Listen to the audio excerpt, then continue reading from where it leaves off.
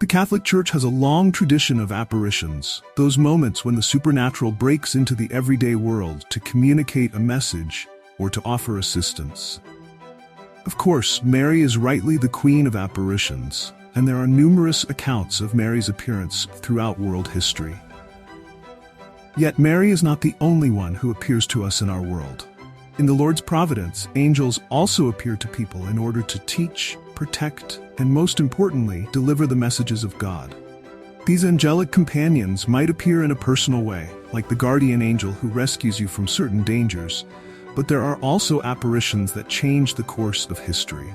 Saint Michael the Archangel is one such entity that has had an active role in guiding humanity back to Christ. Saint Michael was the angel who slew Lucifer and cast him out of paradise, but his work in spiritual warfare is still ongoing. As such, Saint Michael often appears with his sword, a sure sign that people who see him have gazed upon an angelic warrior for God. While there are many accounts of Saint Michael, let's go over two famous stories of the Archangel's intervention. Monte Gargano. Saint Michael protects the faithful. There is a cave on the slopes of Monte Gargano in Apulia, Italy, that has had a supernatural reputation since at least the time of the Romans. Pagans worshipped at the entrance of the cave long before Christianity came to the Italian peninsula, and it still had a mystical feeling after the conversion of the people. In the 5th century, as the Roman Empire was coming apart in the west, a nobleman came to St. Lorenzo Maiorano, the bishop of nearby Siponto, with news of an odd occurrence. Depending on which account you read, either the nobleman or his servant shot an arrow at a bull who refused to leave the entrance of the cave, only for the arrow to reverse and fly back. Either way, the nobleman was troubled and sought the bishop's help. The saintly bishop knew that something was not right and immediately ordered the faithful to take on 3 days of prayer and penance. At the end of the 3rd day, the mighty Saint Michael appeared to Saint Lorenzo and commanded him, saying, "Know ye that this man is so hurt by my will. I am Michael the Archangel, which will that this place be worshipped on earth, and will have it surely kept. And therefore I have proved that I am keeper of this place by the demonstrance and showing of this thing." Saint Lorenzo then made a procession to the entrance of the cave, where he offered prayers and praise. The bishop was still nervous about entering the cave given its reputation, but Saint Michael was not finished yet. 2 years later, Saint Michael appeared again to promise the people protection from a barbarian invasion. After several days of prayer and penance, a strong storm of hail fell on the invading army and caused them to leave Saint Lorenzo and his people alone. In gratitude, Saint Lorenzo and the people made another prayerful procession to the entrance of the cave, where Saint Michael appeared again.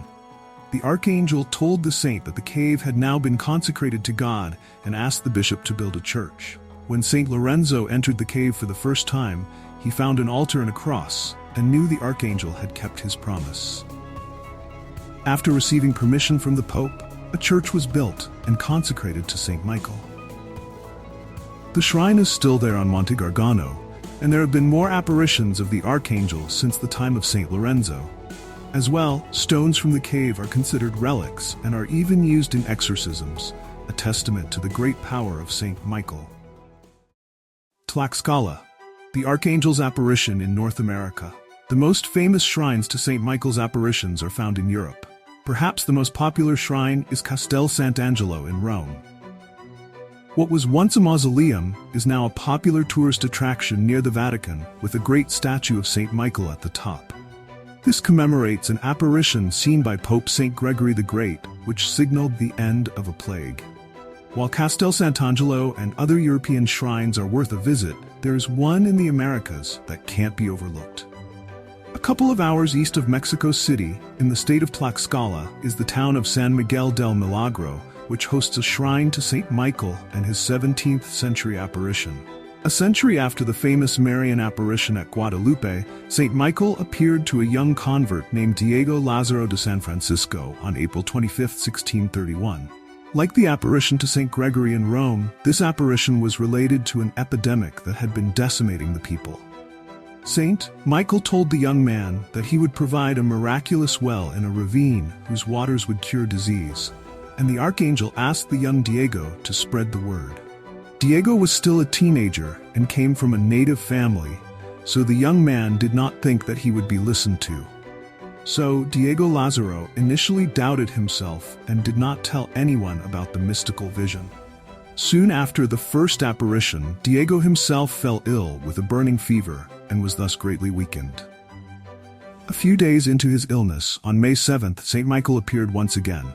This time, many people saw the Archangel in his glory. He was aloft in white light, and fear fell over Diego's family. The Archangel took Diego by the hand and transported him to the site of the sacred spring, where a beam of light illuminated the spot in the ravine. Diego was given water from the spring which, through the grace of God, cured Diego of his terrible illness. St. Michael took Diego back to his hut, and now the young man obeyed St. Michael and began telling people of this miracle. Many people had trouble believing that the great St. Michael was appearing to the young man, and once again, Diego Lazaro felt defeated. However, St. Michael was still not finished. In a final apparition on November 13th, the Archangel spoke to Diego during the Holy Mass and chastised him for not following his instructions. So the young man went and collected some water from the miraculous spring, which he presented to the Bishop of Puebla. The bishop listened to Diego's story and took the spring water from him. From there, the bishop gave the water to several people suffering from disease, and they were miraculously cured.